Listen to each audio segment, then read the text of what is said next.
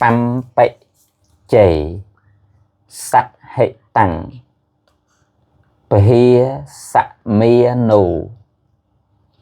tệ hâm mẹ sạch hao tệ nụ tệ hâm mẹ cha rầy ria kian chạ tô sanh chạ bạc hà dạ mô hằng xăm mập bạc chia nụ sốc vít một tạ chất tàu nụ pa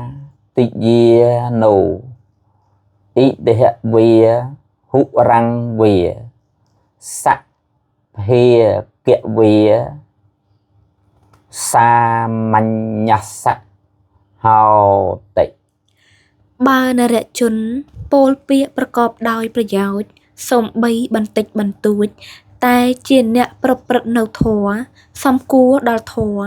បានលះបង់រាគៈទោសៈនិងមោហៈ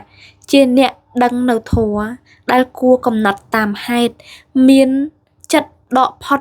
អំពីសេចក្តីសៅហ្មង